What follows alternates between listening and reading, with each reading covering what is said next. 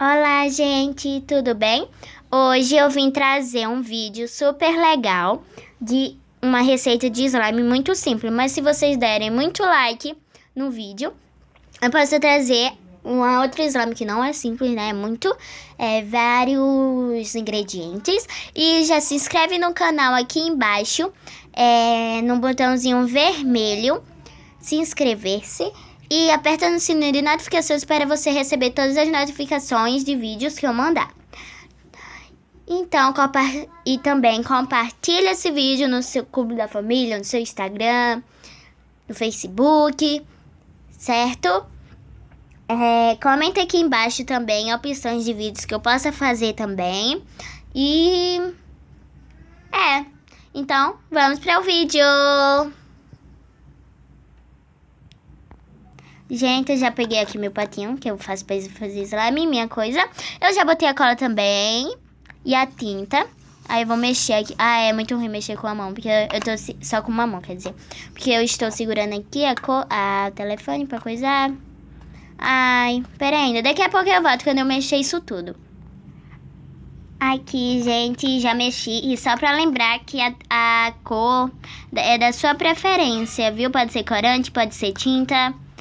Só não pode tinta de tecido, né? Porque ela gosta da sua slime. Mas as outras tintas pode. Olha, que lindo.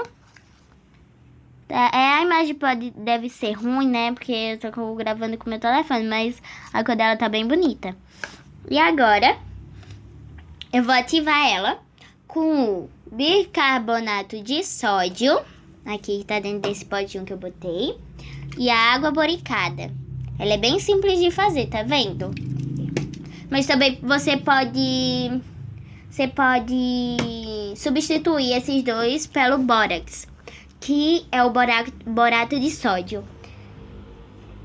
Então, vou ativar ela e depois eu volto. Tchau! Até daqui a pouco. Ó, gente, eu já ativei ela. Ó, ela já até saltou do pote. Ela só grudou na colher, mas é assim mesmo. Ela gruda no pote ou na colher. E agora eu vou tirar ela e vou mostrar pra vocês. Ó, gente, ela ficou bem boa. Ela ainda tá grudando um pouquinho. Aí deixa eu botar mais um pouquinho de água boricada, né?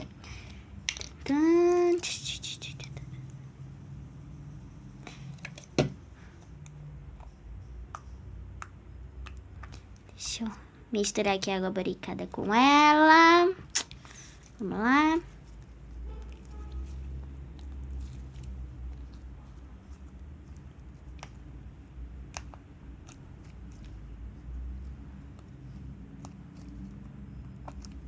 Ainda tá grudando um pouquinho. Mas é normal. Ai, meu Deus, calma. Aqui, ó. Muito boa ela.